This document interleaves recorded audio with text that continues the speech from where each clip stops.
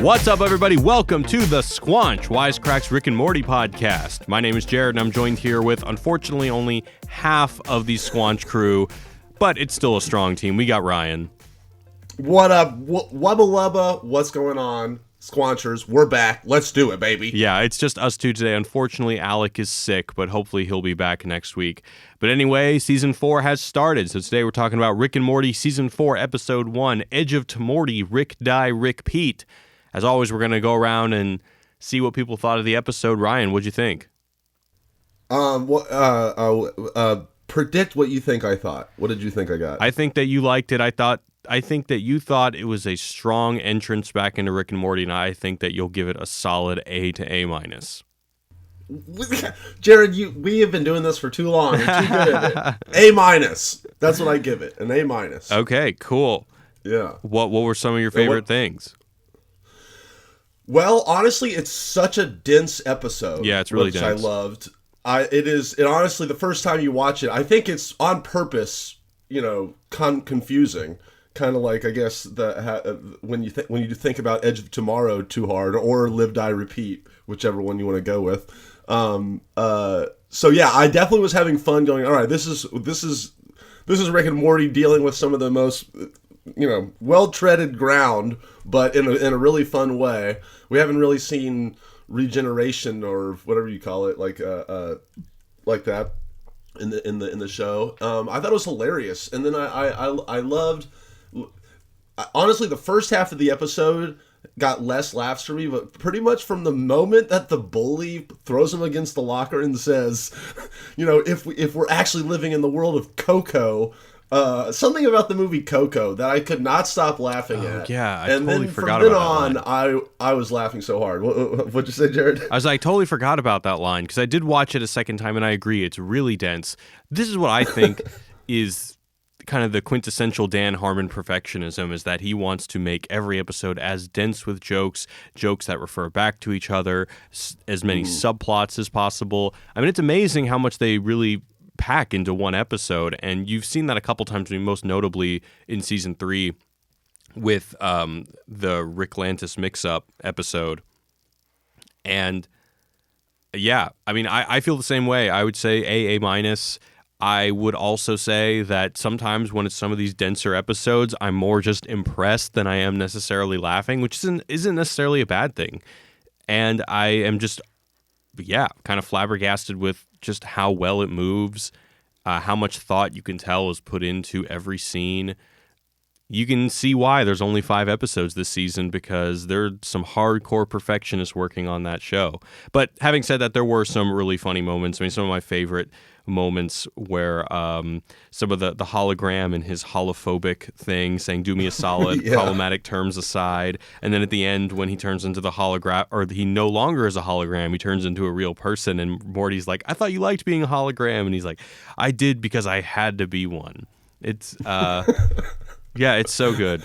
And then right after that, the other Rick is just like, I think we learned a lesson here, but I don't know what it is. Your brain kind of is like, wait, what just happened at that moment? Yeah. And then I was reminded of some of the things that are very unique to Rick and Morty, and perhaps are motivation for one of the reasons why it takes so long to make, but even the background, there are jokes in the background. Everything is very dense. Like even Jessica's Instagram account, her Instagram name is Yasica, which I thought was very funny. And so it's good to have the show back. It's good to have something that you could just tell so much care has been put into making sure that everything is just at a 10 at all times. So to piggyback on what you said earlier, though, like I definitely. The moments when Rick and Morty, it's like impressive but not funny, I guess how you would say it. I don't always love that. Like whenever it's like when Rick says such a quippy comeback and you know that it's smart, and then I'm still thinking about it the next scene going, wait, how is that so clever and smart? Because I know it is. I'm like, maybe it's just a personal thing, but I'm a step behind the show sometimes. And me too. And then I'm like, oh yeah, that was great. I had to watch it twice just to be able... Oh, I said me too. I had to watch it twice just to be able to tell you what happened, because there are so many turns in the plot points or turns in the plot that happen so quickly. usually in a scene of another show, like take South Park, for example, there's a turn that happens over the course of maybe 6 lines of dialogue back and forth between 2 characters. But in Rick and Morty, it's like 1 to 2. And then you're introduced to a new motivator that brings them into the next scene. And it's really hard to keep up with. You have to keep paying attention at all times. But having said that, even if you're watching it at 50% and half paying attention, it doesn't really matter. You're going to get enough to where you can laugh at the jokes. Oh, totally. Yeah. Totally agree. All right, let's go into a recap. After getting Morty's consent, Rick takes him to Forbidulon. I'm going to fuck up. Forbidulon. We're just going to say Forbidulon Prime to collect death crystals, which live update showing you how you will die based on the choices you make. Morty puts one in his pocket and sees a vision of him as an old man dying alongside Jessica. Obsessed with walking the path that leads to this ending, Morty accidentally crashes the spaceship, killing Rick. A crisis detection and correction hologram of Rick inside Morty's spine tries to get Morty to clone Rick, but when Morty sees that going down that path prevents him from ending up with Jessica, he decides not to. Meanwhile, another backup of Rick's consciousness downloads into the bodies of Ricks from other dimensions. The first 3 realities, another human reality, a shrimp reality, and a bear reality, respectively, are overrun by Fascist, and Rick either dies or kills himself. When did that become the default? When did that become the default? Meanwhile, Morty is manicuring every decision to make sure the death crystal continues to show him the vision of him dying with Jessica. A bully threatens to kill Morty, and to make sure this isn't the way he goes, Morty teams up with holographic Rick to steal some of Rick's weapons from his arsenal. Not only does he defeat the bullies, but the National Guard is called in, and soon Morty is a headline sensation. Morty goes to trial, but he makes sure he says the right thing to guide him towards his future with Jessica, 1 syllable at a time. The utterances he makes the news media forgive him, and he is acquitted. 4th time's a charm for Rick as he finds himself in a WASP world where there aren't any fascists. He and the other WASP Rick return to his reality where he accuses hologram Rick of trying to take over. Together they track Morty to the desert, who has put himself into some kind of Lovecraftian stasis chamber where he will be completely still so nothing will interfere with him reaching his desired future. Rick breaks Morty out, but the Lovecraftian goo attaches itself to hologram Rick, and he becomes a tangible godlike figure. But Wasp Morty stings him, and he dies. Beth and Jerry express concern over Morty having turned into an Akira, and Rick and Morty vow that their adventures will sometimes be like this, and other times be like that. 100 years to Rick and Morty trying new things, but not with Summer. After the credits, Jessica reveals that she plans to work in hospice and will profess her love to whoever is dying. End of episode. Woo! If we have a generous editor, they will have taken out all the times I fucked up reading that recap. I mean, even just reading the recap shows how dense the episode is. Let me ask you, Ryan, when I was reading that, was there any points where you were like, oh yeah, or I didn't get that, or that's why that happened? No, I almost every line I was like kind of taking down memory lane from when I started the episode late last night, and like when you said the wasp stings him and he dies, I'm like, oh yeah, he stung him in the eye, and then his eye had maggots fill up, and then that went into his mouth and his head exploded. Yeah, and that was awesome. Yeah. So yeah, there's just little details like that I was remembering. So that stasis chamber or whatever that Morty goes into, do you know if that's a reference to something? Because it totally is. I was thinking it was X-Men or like a Magneto thing. What is the Magneto thing? Well, there's like that prison that they keep Magneto in that only he can be in.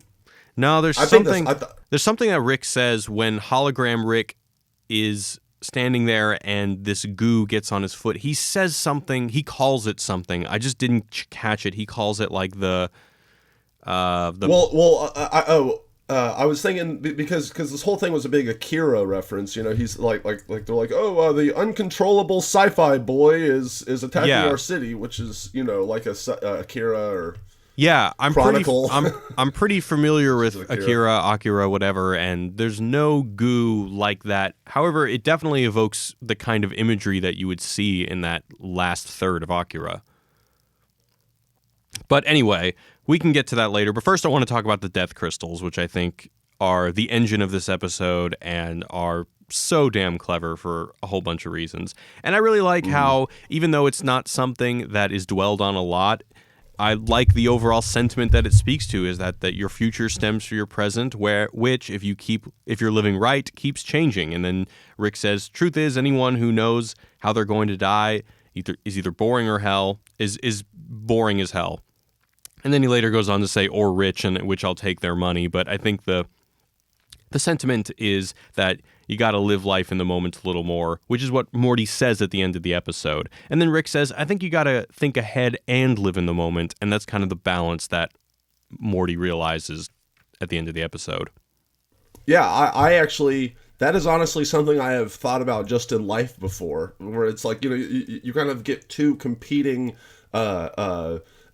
things of advice growing up. You have one set of people telling you, oh yeah, just live in the moment, like life's about finding your passions, and you just got to enjoy it. Life's short, YOLO, baby, don't miss out. And then you have other people going, like, your dad or whatever, saying like, all right, you gotta plan for your future, bide your time, work hard, and and then it'll pay off later in the end.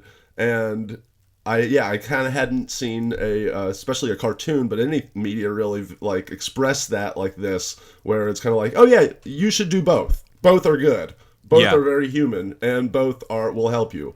But and if you do too much of one, it's bad. I thought that was really refreshing and good. At what point Rick says people who spend their life avoiding death are already dead. And yeah, if you've ever taken a risk in your life, I mean, even when I decided to go into the arts instead of going to business or something like that, I knew all these people who had seemingly planned their life so meticulously, and that never really appealed to me, because I was like, well, gosh, if you know what the rest of your life is going to be like, if you plan so meticulously, then it's like you're already dead.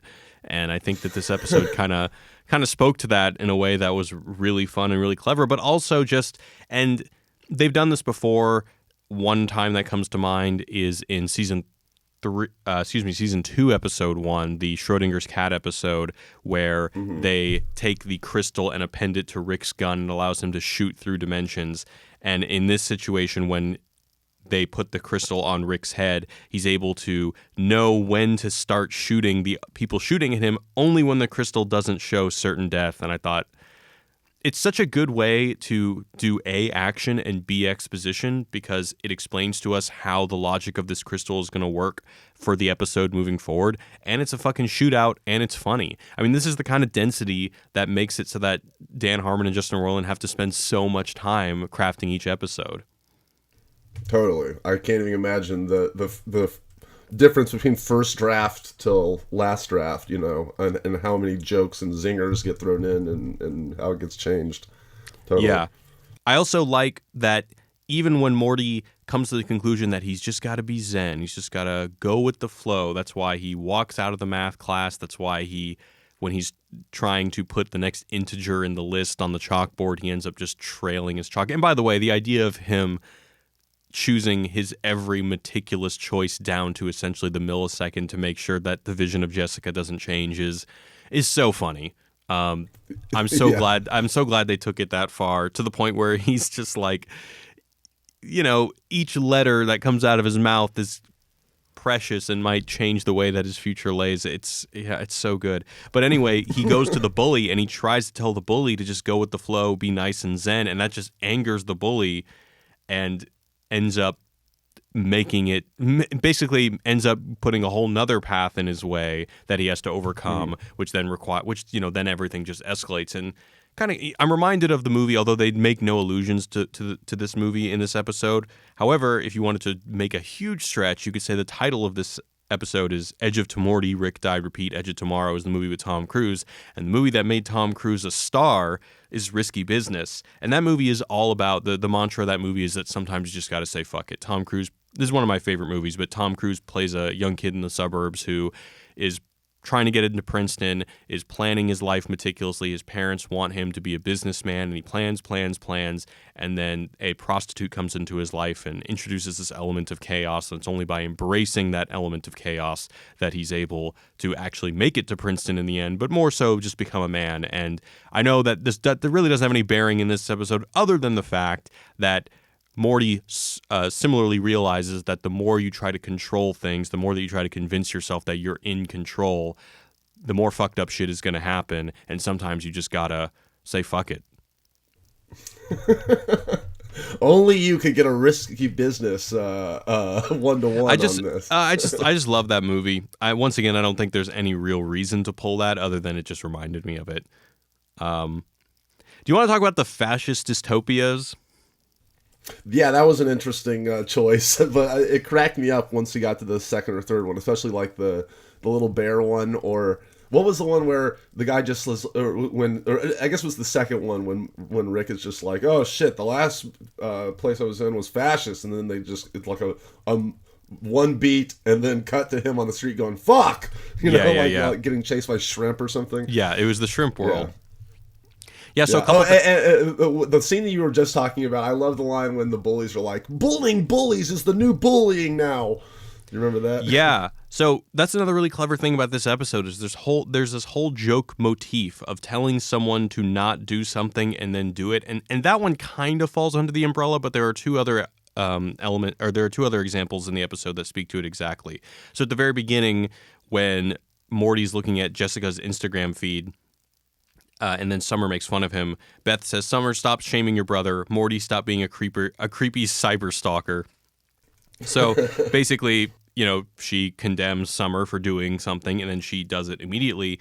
And then later, when the news is reporting on Morty becoming basically the Akira guy, the news anchors start fighting, and the male news anchor says, what do you mean? But first, the female anchor says, what do you mean but first? I already said up next. And then he says, you always do this. And then she says, don't gaslight me. And then he says, gaslighting doesn't exist. You made it up because you're fucking crazy. Yeah. That was one of the best lines of the episode, for sure. Yeah. So for those, so just to over-explain it, in the same way that Beth condemns Summer for being a bully and then bullies Morty, this person condemns her co-host for gaslighting her, and then he does the textbook definition of gaslighting by saying that what you think doesn't exist because you made it up because you're crazy, therefore basically questioning her subjectivity, which is what gaslighting is. So, you don't see that a lot in many other animated shows where you're lucky enough if you get good jokes that land, never mind a motif of jokes that connect throughout the episode. For real, dude. Yeah, exactly. It's just hardcore perfectionism. And that's kind of what I'm saying is I wonder when in the process, like he writes one and then he's like, oh shit, we got to go back and insert these kind of jokes, to the last 4 scenes or something. Their process fascinates me. Yeah, I'd be very interested to hear when that decision was made as well. It might be one of those things where they get one joke that they feel really strongly about and then they see another opportunity for one and say, all right, let's make this a thing. And then like what you said, to kind of tie this back in, the whole he made bullying the new bullying, let's bully him. Once again, accusing somebody of doing something that you don't like and then doing it. Yeah. The rule of threes, so good. So yeah, I guess how does that relate to the overall theme then? Or like what do you think is going on with that? Or is that just a funny motif? I think it's just a funny motif. I just think that they're hardcore perfectionists. I think that probably Dan Harmon sees this series. I mean, look, he's got the most popular show on cable. He wants to give it his all, and he wants to just make it as good as possible. Mm-hmm. And he just wants and to the fascism thing. What was your take on that? So there's some interesting things going on here, and I think there's some sort of meta commentary going on, and I think it's even condemning some of the more toxic fans. Let me know what you think about this. So basically, he goes to the first world where they are humanoid Rick and Morty, and fascist Morty kills his Rick, who's the one in the bathrobe, and he says, he was an inferior Rick. I want to have fun, classic Rick and Morty adventures like the old days. And then later our Rick says, we'll get along fine, fascist Morty. First thing I need to do is go to Forbujulon Prime, and then Morty says, you will go where I want you to go. But then later, when they're in the spaceship. So interestingly, Gearhead is in the background, and they also summon Mr. Meeseeks, and Morty says, stop asking questions, stop doing meta commentary. We're going to have a fun, simple, classic adventure. And then Rick says, it would be really helpful if you said something other than what you don't want. And then Rick says, I like Mr. Meeseeks. And Rick says, okay, now we're talking. And so then they get one out of the glove box, and then they get a Meeseeks out of the box. And then Rick says, there you go. Now we're doing something familiar. And then, of course, he tells Mr. Meeseeks to kill the fascist, and then they all die because the window is opened. But I feel like when Rick is saying, all right, stop telling me what you don't want, tell me what you do want, I think it's them playfully talking about how impossible it is to appease annoying fans, especially because they have Gearhead in the background, which is another fan favorite. They bring back Mr. Meeseeks for a second only to have him immediately kill them all. And I don't know, what do you back a couple times, but yeah, there are other times that they're in the episode, but how far do you think we should take this? Are they going as far as to say that their shitty fans are fascists? No. Not in any literal sense. Not in a literal sense, but just as kind of a playful insult.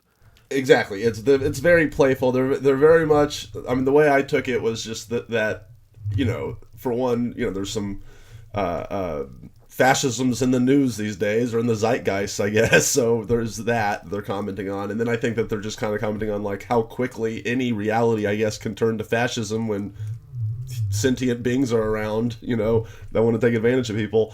And then then they also throw in the joke of, some of our most bestest, most loving fans are very adamant about what they want this show to be, and so we're going to kind of fuck with them in this way and call them fascists. Right, exactly. Yeah, because I think that you were right. It's just a playful, fun thing. Because they claim ownership over the show, so when Rick says, all right, I got to do this, and then Fascist Morty says, you will go where I want you to go. That's basically them feeling like, in a sense, if their shitty fans truly are the majority, which I don't think they are, then they do feel like the show is ransomed to them in some sense.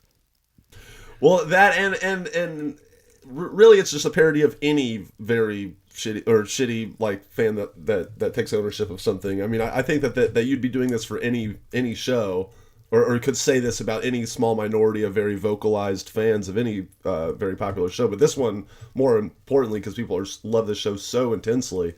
And yeah, I think that they're very aware of that, obviously, and giving people shit like, oh, you just like the Mr. Meeseeks episode? Okay, fine, here you go. I'll hit this button and we'll make it happen. And then they really wrap it up at the end when they kind of,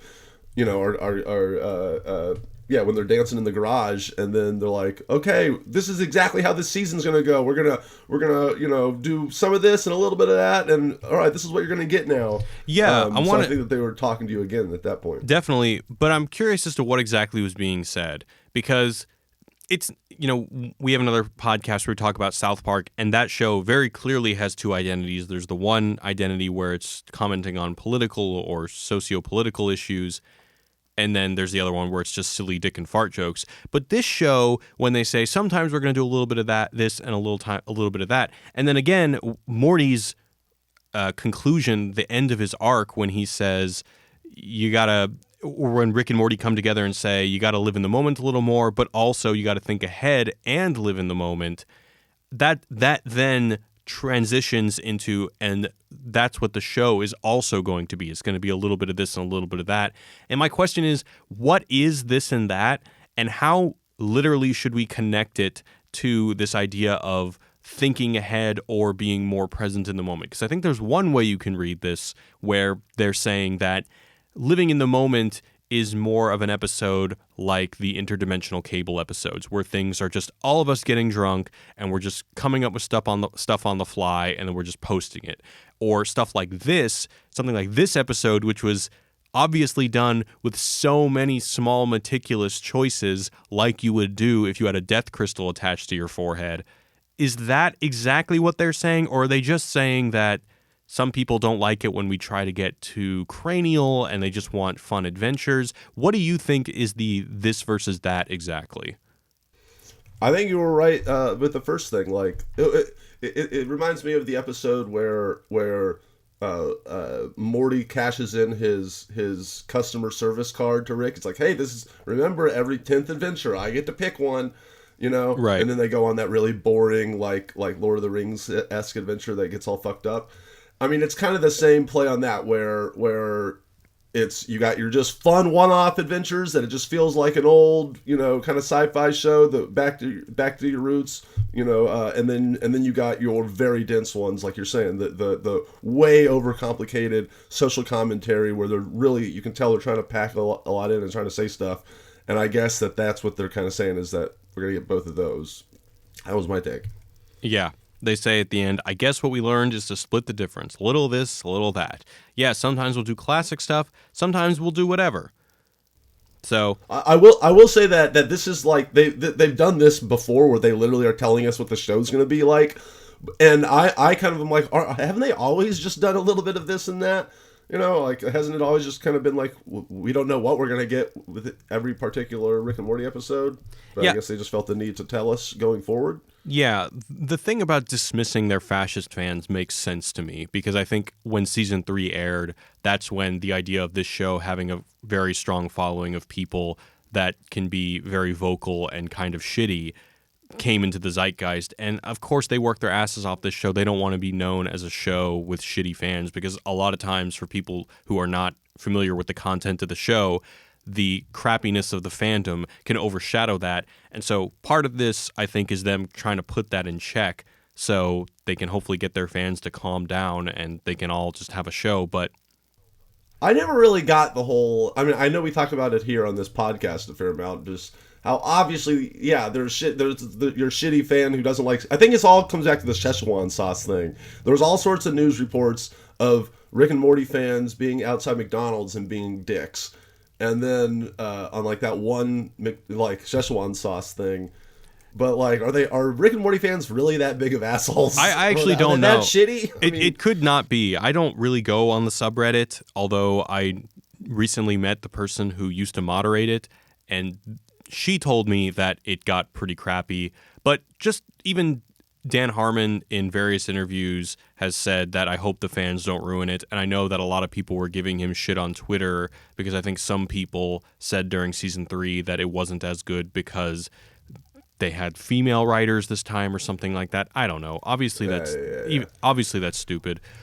But more to your point, I also agree that I don't really see that the distinction between seasons 1 and 2 and season 3 were so big that they needed to really make this claim of, all right, some things are going to be classic versus new, because I don't really see the difference.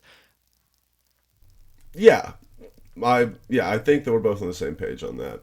Another thing that I think that contributes to the people thinking Rick and Morty fans suck is that I think that one Reddit meme really had some legs, like the one that's like all about like the copy pasta thing. That's like, you have to be so smart. Oh yeah, totally. I love Rick and Morty. I love that thing. Yeah, and I love that thing too. It's hilarious, And then even as a Rick and Morty fan, but I do think that kind of absorbed into the zeitgeist a little bit, where people are like, "Oh, Rick and Morty, you must think you're so fucking smart if you love that show," kind of thing. Yeah.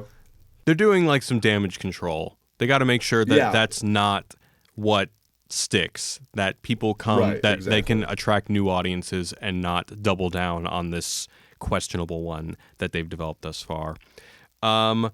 Another joke that I quite liked in the episode is the bully says, "You die tomorrow." It's what bullies call a fait accompli, which... Now, was that to me what I saw when I heard that line? Was that a reference to like 3 O'Clock High and stuff?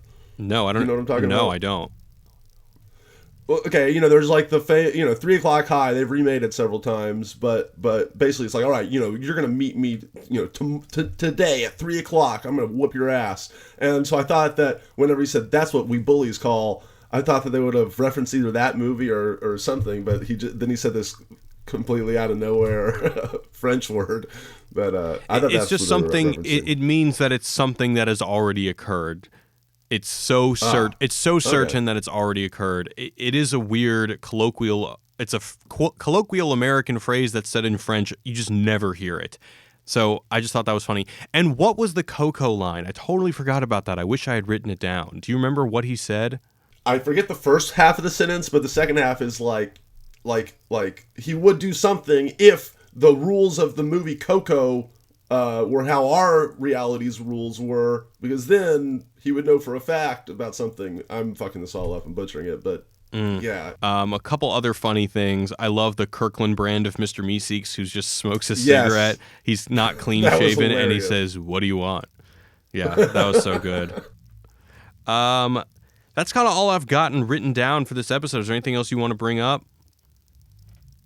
Oh, I mean, I'm so pumped for the next episodes. Like, it really, it was one of those things where I'm just like, before I was like almost nervous. Like, please don't have this episode suck and me not like start not caring about the Rick and Mortys that are coming out. But Yeah. I loved it. This is great. Yeah, definitely a great return to form. All right, guys, well, we're going to continue to do the mailbag. We don't have anything picked out right now, but if you guys want to hit us up at squanch@wisecrack.co or hit us up on our voicemail service, you can send us any questions, comments. If you know what the Coco line was and want to analyze it for us since we missed it, you can hit us up at 213-534-8807 or 21-ELF-GUT or ELF-HUT-07. But that's it for today. We'll be back next week with episode 2 of season 4 of Rick and Morty. And bring us out, Ryan.